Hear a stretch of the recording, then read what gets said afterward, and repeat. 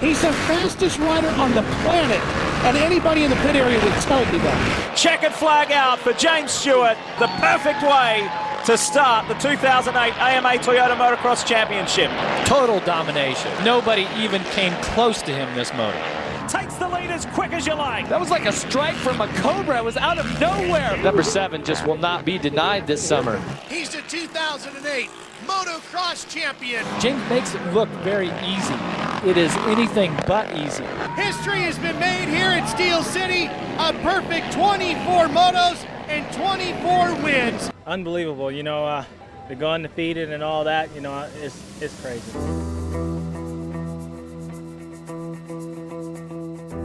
Between 2005 and 2016, James Stewart completed just one full season of Pro Motocross in the 450 class. That was in 2008. And in the days, weeks, and months leading into that summer, he was dubious of being able to go the distance. His first 3 years in the class were disasters. It started with an uncompetitive bike and ended with a knee injury. In between, there was Ricky Carmichael, who refused to be beaten even as he headed into the sunset. It seemed like Stewart couldn't win. Then, he won everything. 4 years after Carmichael completed his second perfect season, which you can hear about in episode number 26, James Stewart also did it. And Stewart did it despite thinking that 08 was going to be, quote, another crappy year. Stewart is the subject of the latest We Went Fast signature series, artwork autographed by the legends themselves. Find it at shop.wewentfast.com. The signed version is a limited edition. Only 116 numbered prints are available, commemorating the 116 wins from Stewart's career. Shop.wewentfast.com. The print is 18 by 24 inches and available unsigned as well. Members of the We Went Fast Garage got early access to this release, in addition to the other premium content benefits. Join us for first dibs on the next signature series drop at wewentfast.com/garage. And know that this story is also available in print at wewentfast.com, where you'll find data charts, photos, and interactive quizzes. Thanks for listening. Tell a friend about We Went Fast, and enjoy James Stewart, the fastest man on the planet finds perfection.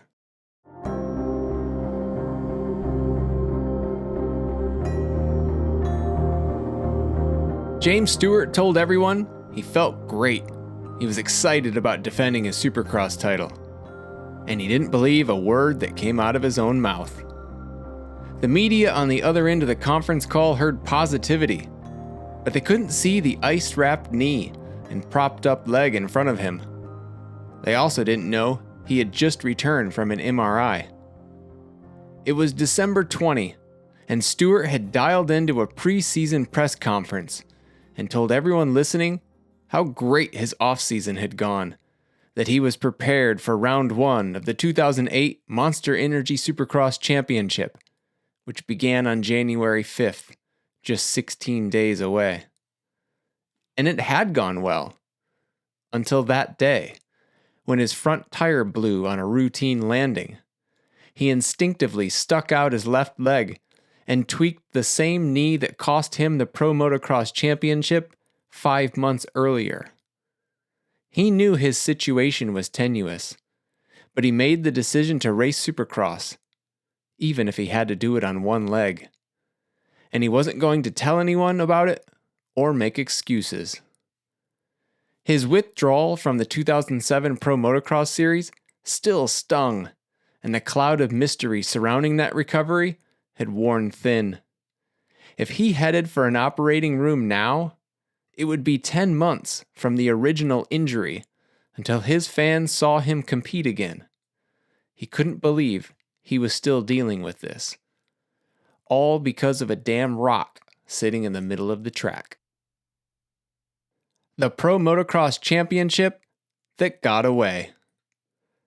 On July 29, 2007, at the Washougal Pro Motocross, Stewart was all alone in Moto 2 and on his way to what should have been 1-3 for first overall. On lap 13, he entered a sweeping left-hand corner and his front tire rolled over a large rock. He stuck out his left leg when his wheel floated awkwardly into the air. The pain he felt in his left knee from absorbing the nearly 400 pounds of bike and body and riding gear was so great that he stopped abruptly and lay down in the middle of the corner. He didn't finish the race.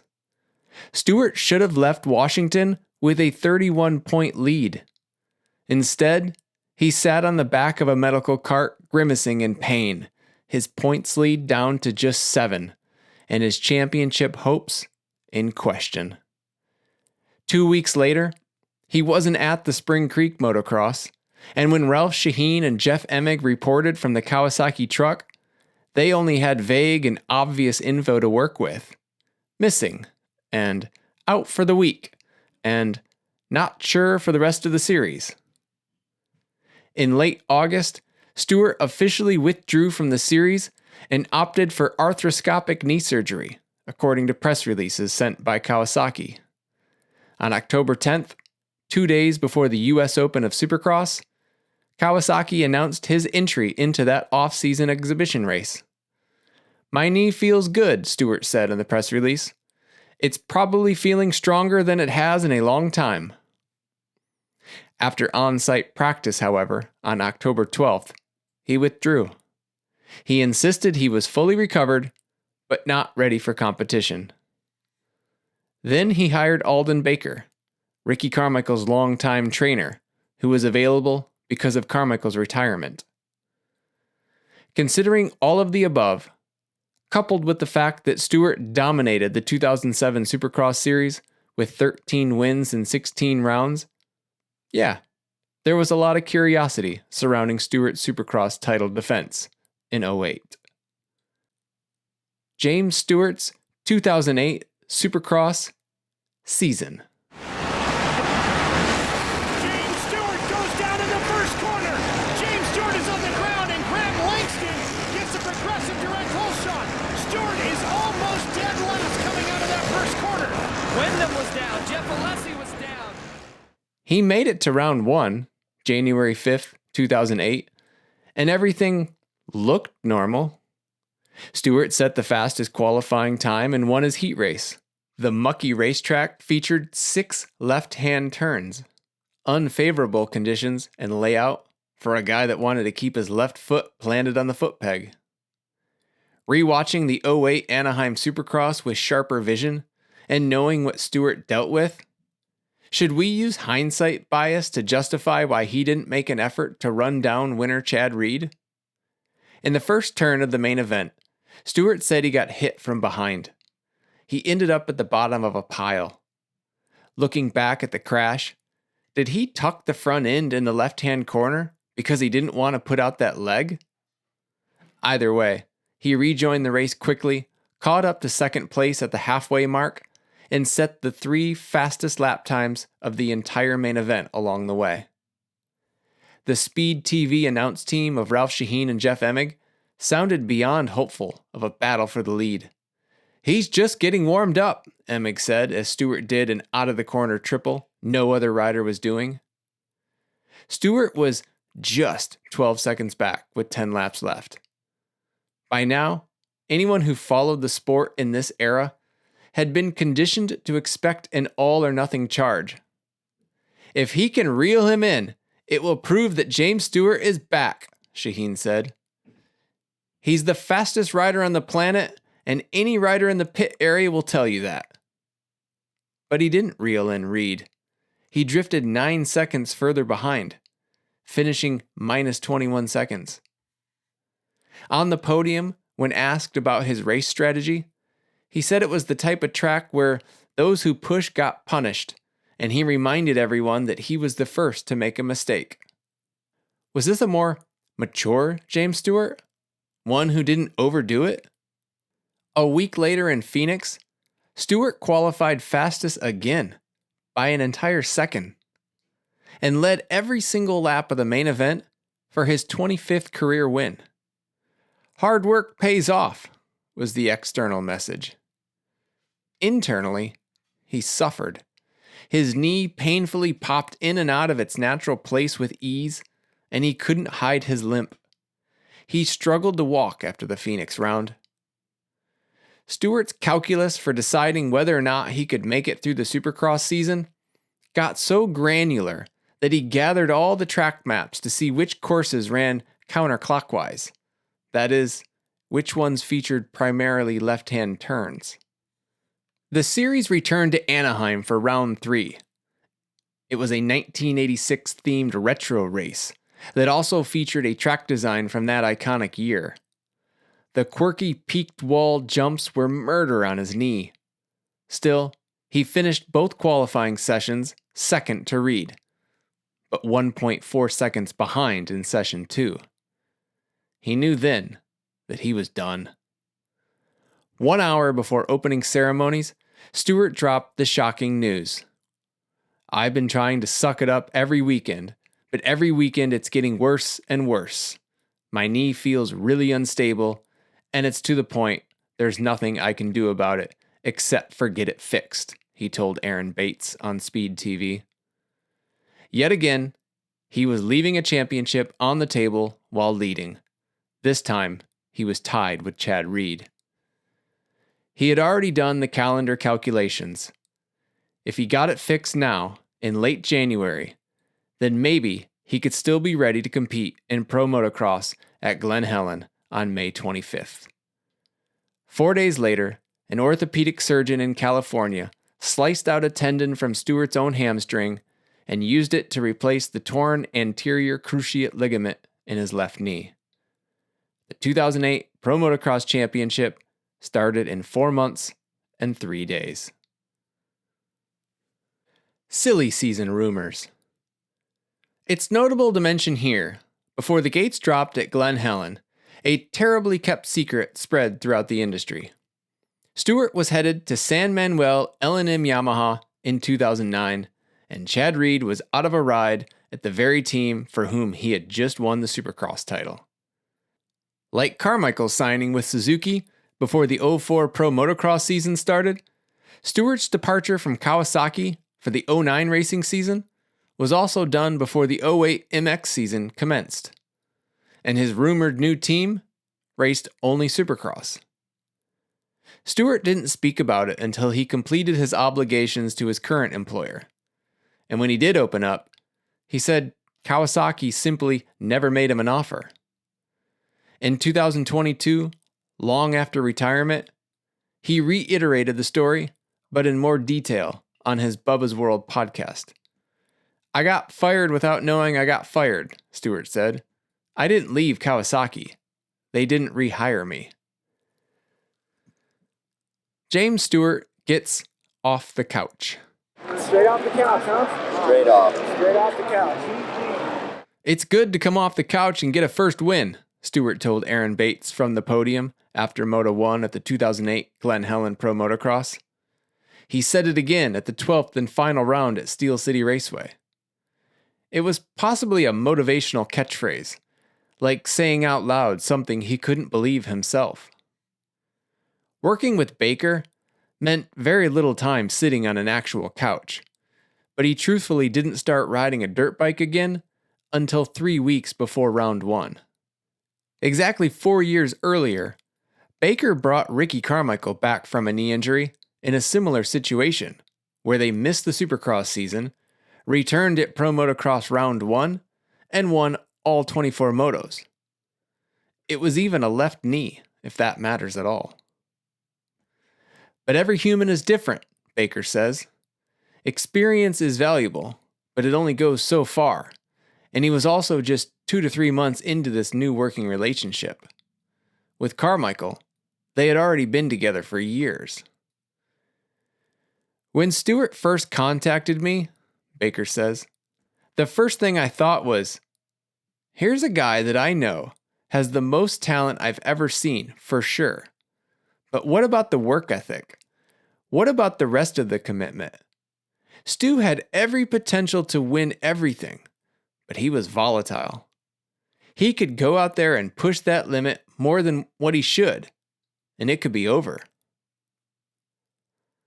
With 6 fewer weeks to prepare Stewart than he had for Carmichael's return to racing, Baker went to work on getting mobility back. They knew they would be cutting it close. There's never enough time to recover and prepare, Baker says.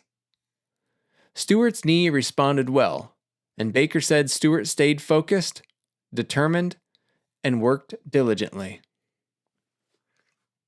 Glen Helen, James Stewart, and many others return. So many riders were injured in 2008 that Supercross entry lists got very thin. Some races had as few as 31, 33, and 35 total riders in qualifying. The Pro Motocross opener featured a long list of returning from injury riders. Stewart was the most notable, but also back on the line at Glen Helen was Mike Alessi, Ivan Tedesco, Ben Townley, and Michael Byrne, who had all returned from broken collarbones, hands, heels, and knees. Conspicuously still absent was Grant Langston, the defending champion. Langston broke his right collarbone 3 weeks earlier, but before that, he spent months dealing with an ongoing eye issue that took him out of the Supercross series. Fluid leaking from behind his eye caused his vision to blur, and it wasn't improving. Langston never raced a single lap that summer. Thus, for the 3rd time in his career, never got the chance to run a number 1 plate in motocross. After his 2000 MX2 title, he moved to America. After the 2003 AMA 125 motocross title, he moved to the 450 class.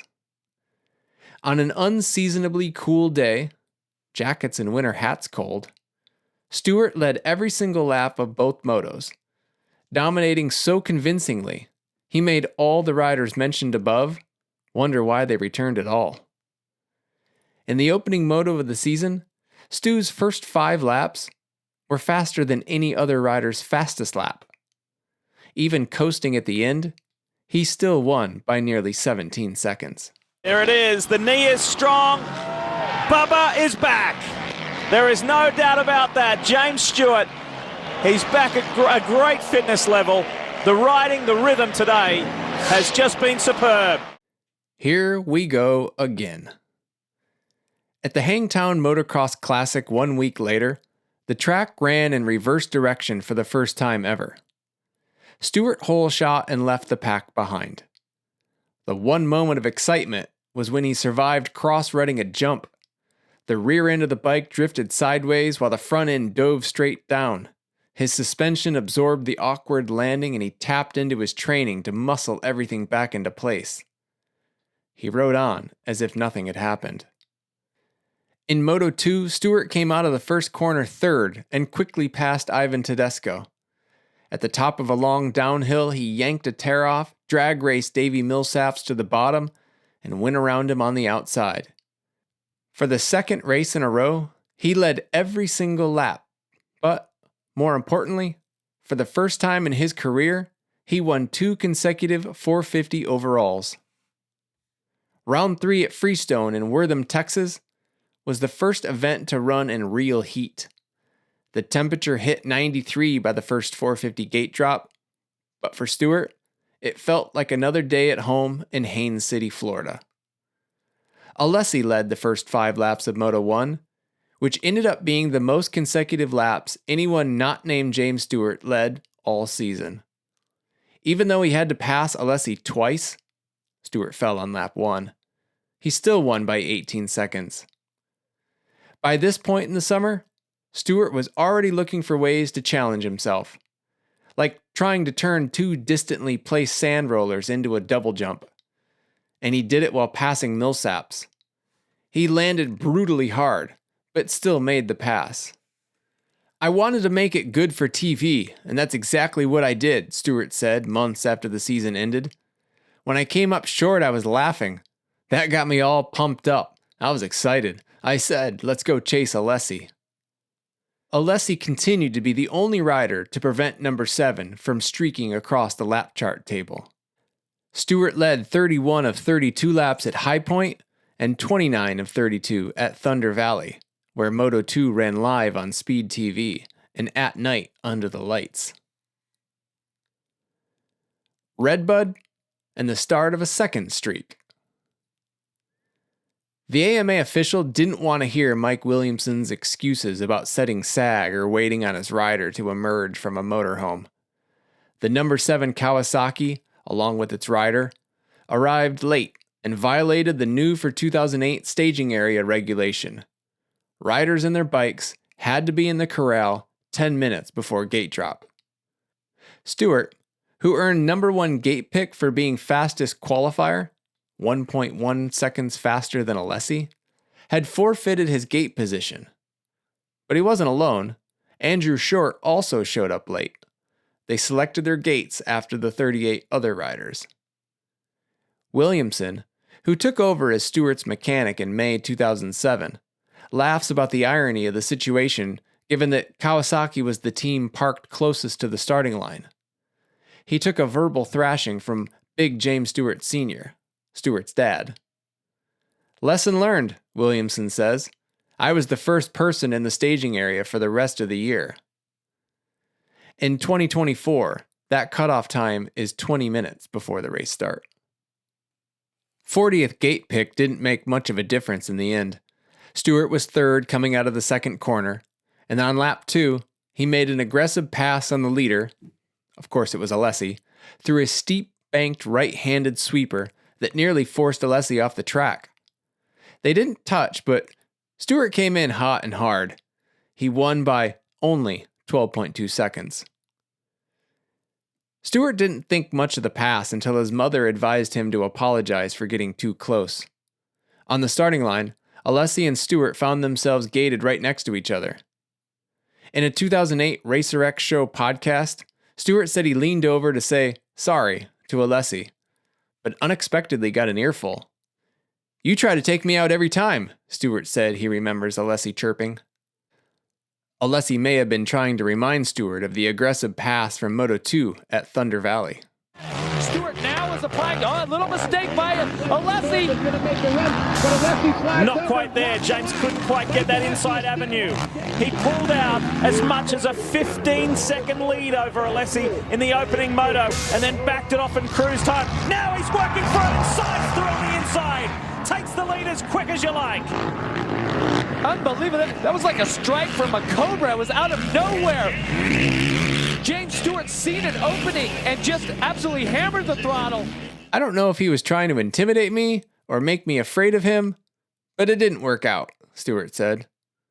It was enough motivation for Stewart to tell himself he just needed to get the hole shot, which he did. Then Alessi's season ended completely. After whipping his RMZ 450 down Redbud's sky jump, Alessi swapped violently in the ruts at the bottom. His body was thrown and rolled up and over a rise. He laid motionless while a half dozen of his peers ran over top of him. Officials red flagged the race while the medical crew fitted Alessi to a backboard. His departure, because of a concussion, broken scapula, and broken ribs, was a blow to the series.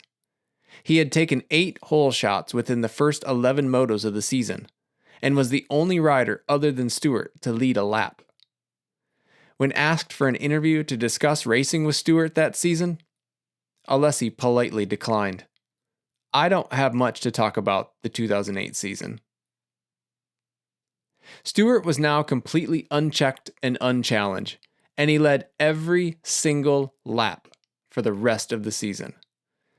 His legendary and still standing record of 221 consecutive laps led started on lap 2 of Moto 1 at Redbud and ended 2 months later in Delmont, Pennsylvania, when he crossed the line at Steel City Raceway, completing the third perfect 24-0 season in Pro Motocross history. The laps led streak was resurrected in 2023, when Jet Lawrence strung together a streak of 105 consecutive laps led, and then got close to 100 2 more times. Surviving Unadilla. Although it was perfect on paper, Stewart still had a few bumps through the back half of '08. The biggest, by far, was simply surviving round 8 at Unadilla, which had been very unkind to him in his 450 MX career. In his first 3 attempts, 2005, 2006, and 2007, he didn't even complete the day. He crashed out of either the motos or qualifying, which explains why, in 2008, when he crossed the finish line just 6 seconds ahead of New Zealand's Cody Cooper, he kicked and stomped on the ground and yelled in a gladiator-like manner. Stewart even had a fall in Moto 2, and Cooper stayed close enough to deny the leader time to relax. Championship. Goal achieved. With 475 points, Stewart clinched the championship after Moto 1 at Spring Creek. Tim Ferry, Stewart's Kawasaki teammate, had 325 points. With 5 motos left to run, Stewart had already scored 36 more points than 2007 champion Grant Langston scored all season. And if the perfect season was on his mind in Moto 2, he didn't show it.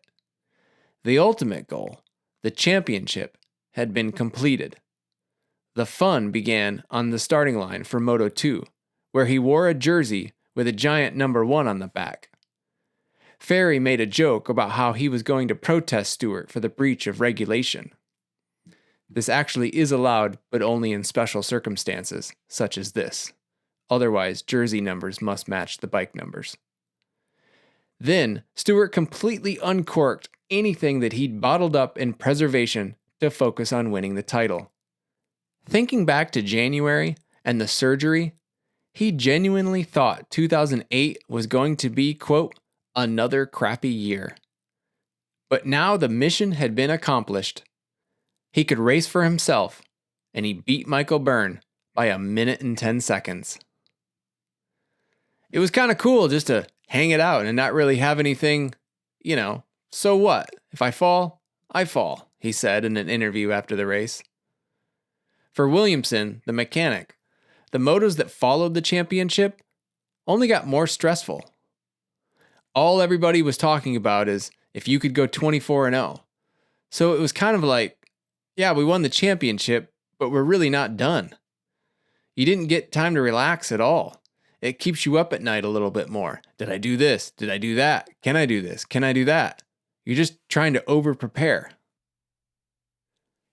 24-0. Heavy rain was predicted to slam into the Pittsburgh area and soak Steel City Raceway on Labor Day weekend 2008. But the inclement weather never arrived. Notably, the final round of 2008 was also the trial run of the single-day Saturday format used presently. Stewart led all 30 laps, but his own teammate Tim Ferry tried his best to kill the streak, setting the fastest lap of the race on lap 14. In fact, laps 11 through 14 were all faster than Stewart's, but by that point in the race, he was in management mode. Ferry finished 5.595 seconds behind Stewart, who completed the 3rd perfect season in Pro Motocross history. And now there it is. History has been made here at Steel City. A perfect 24 motos and 24 wins. The legend continues to grow. James Stewart has done it. I didn't want to get to 23-0 and then below it, he said in the post-race press conference. So yeah, I was a little nervous. Like I said, only having a couple weeks to prepare for the season, nobody thought, even myself, we never thought this. And, it was just trying to get through the season healthy. To go undefeated and all that, it's crazy.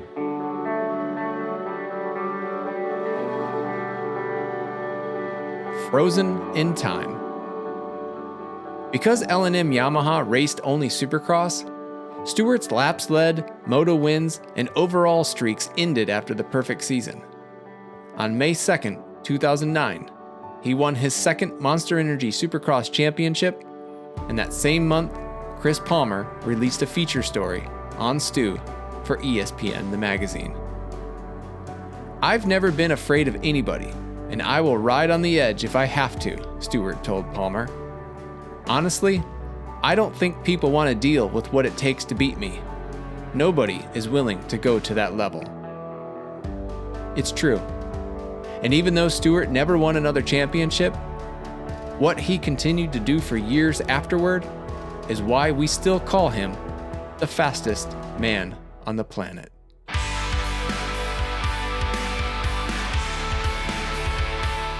Thank you for listening. Find the artwork companion to this story at shop.wewentfast.com. Autographed by James Stewart, the fastest man on the planet himself, just 116 signed prints are available. Also available unsigned. To get first dibs on our Autograph Legends series of artwork, join The Garage, our premium content membership club. wewentfast.com/garage. And please tell a friend about We Went Fast.